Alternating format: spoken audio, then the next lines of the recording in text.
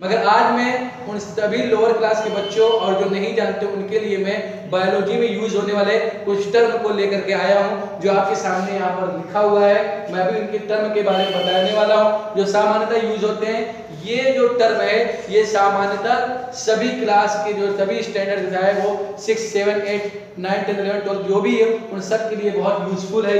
ये सामान्यतः जो है बायोलॉजी में यूज होने वाले टर्म है। तो अगर आप मेरे चैनल पे नए हो तो सबसे पहले मेरे चैनल को आप सब्सक्राइब कर लीजिए और बेल आइकन को प्रेस कर दीजिए ताकि जब भी कोई वीडियो मैं अपलोड करूं तो उसकी नोटिफिकेशन आप तक पहुंच जाए। और आज मैं ये बताऊंगा उसके बाद जो है आपका जो चैप्टर चल रहा है sexual reproduction in flowering plant, वो जो है आपका नेक्स्ट जो वीडियो से वो आपका वैसे ही रन करेगा। मगर आज ये जो बच्चे ने कमेंट किया है उनके लिए जो है ये वीडियो मैं अपलोड कर रहा हूं। सबसे पहले देखिए यहाँ पर एक टर्म है साइटोलॉजी। क्या टर्म है? साइटोलॉजी।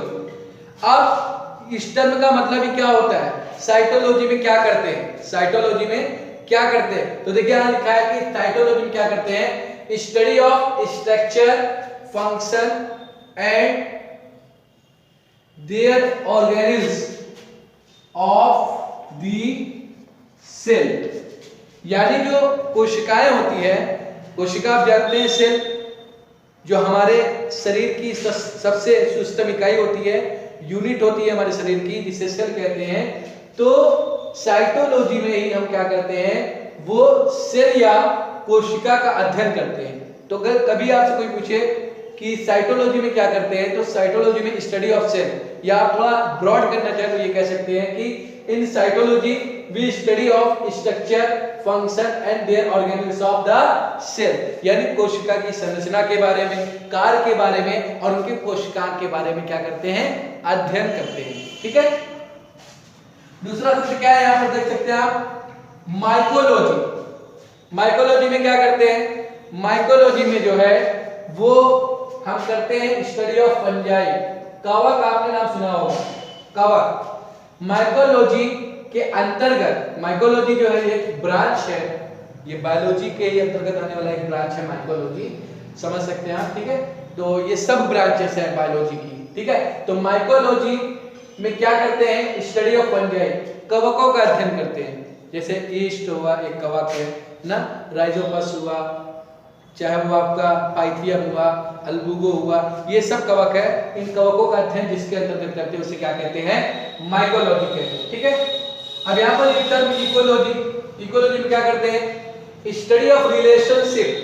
यहाँ पर संबंध का अध्ययन करते हैं। रिलेशनशिप यानी रिलेशन यानी संबंध का अध्ययन करते हैं। किसके किसके संबंध के बीच?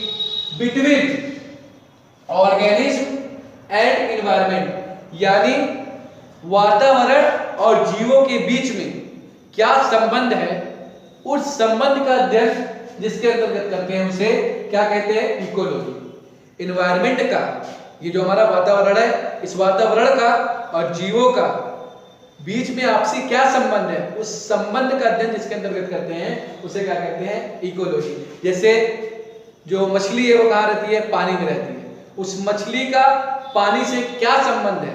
इसी तरीके से हम लोग जो है ह्यूमन बीइंग्स वो टेरेस्ट्रियल है, हमारा स्थल से क्या संबंध है, इस संबंध का अध्ययन करना क्या कहलाता है? इकोलॉजी कहलाता है। और यही संबंध का अध्ययन इकोलॉजी में करते हैं। जैसे आप समझ सकते हो कि पानी का मछली से क्या संबंध है, अगर पानी से मछली को अलग कर दिया जाए तो क्या होगा। तो यानी इसमें इकोलॉजी में क्या करते हैं? हम रिलेशनशिप के यानी संबंध का अध्ययन करते हैं। किसके किसके बीच में? ऑर्गेनिज्म के बीच में और एनवायरनमेंट के बीच में, यानी हमारे वातावरण के और जीवों के बीच में क्या संबंध है, उसका अध्ययन इसके अंदर करते हैं, उसे क्या कहते हैं? इकोलॉजी कहते हैं। अब एक टर्म यहां पर देखो दिया है एनाटॉमी। एनाटॉमी में क्या करते हैं? स्टडी ऑफ इंटरनल स्ट्रक्चर, यानी आंतरिक संरचना का अध्ययन करते हैं। सामान्यतः दो संरचना होती है, वाय संरचना ना, ये सामने जो दिख रहा है हमारा आंख, जो हैंड, जो लेग, ये सब जो है एक्सटर्नल है, यानी वाय संरचना है।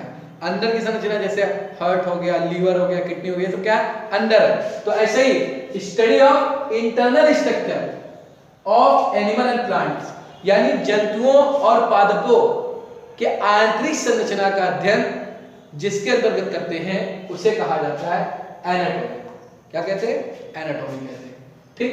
और एक बहुत इंपॉर्टेंट टर्म यहाँ पर हमेशा यूज होता है एम्ब्रियोलॉजी, ये जिसे हिंदी में आप भ्रूण विज्ञान भी कह सकते हैं। ठीक है।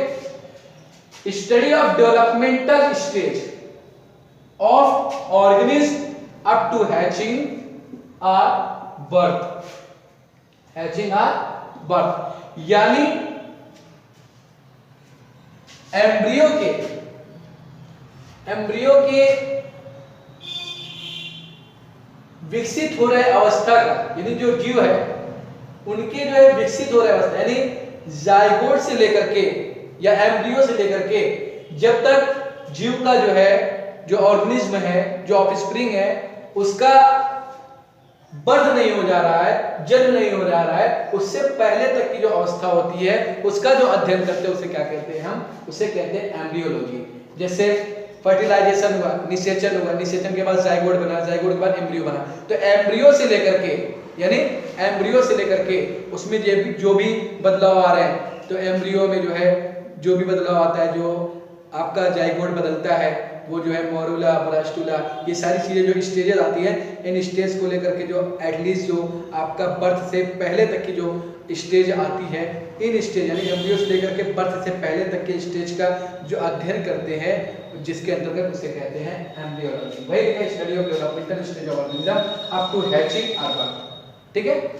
और एक टर्म यहाँ पर दिया है हिपैटोलॉजी। क्या दिया? Hepatology, study of liver, study of liver, यानी लीवर का यकृत का अध्ययन जिसके अंतर्गत करते हैं उसे क्या कहते हैं? हिपैटोलॉजी कहते हैं। और आपको शायद मालूम भी होगा कि जो लीवर है ये सबसे बड़ी ग्रंथि है, ये शरीर की, मानव शरीर की सबसे बड़ी ग्रंथि है, ये यानी लार्जेस्ट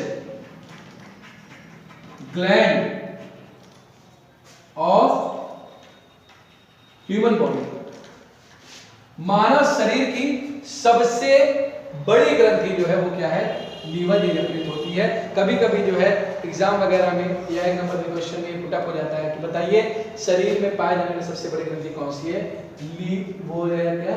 लीवर आपका। ठीक है। और सबसे छोटी ग्रंथि कौन सी है? वो आपको मालूम होगा, पीयूष ग्रंथि है, जिसे पिट्यूटरी ग्लैंड कहते हैं, वो होता है। ठीक है। तो ये लीवर सबसे बड़ी ग्रंथि होती है और लीवर का अध्ययन करते हैं, जिसके अंतर्गत उसे क्या कहते हैं? हिपैटोलॉजी कहते हैं। ठीक है। इसी प्रकार बहुत सारे जो है टर्म इस्तेमाल होते हैं, जैसे वो हिमेटोलॉजी, डर्मोलॉजी, ऑस्टियोलॉजी, न्यूरोलॉजी, ये सारे बहुत सारे टर्म है।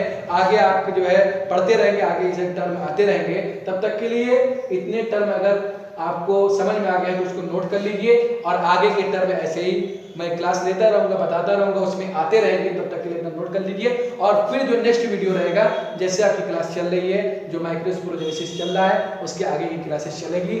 और जो अब जो है आगे भी जो है वो 9, 10, 11, 12 की भी क्लासेस वो शुरू होने वाली है। तो फटाफट आप लोग मेरे चैनल को आप सब्सक्राइब कर लीजिए।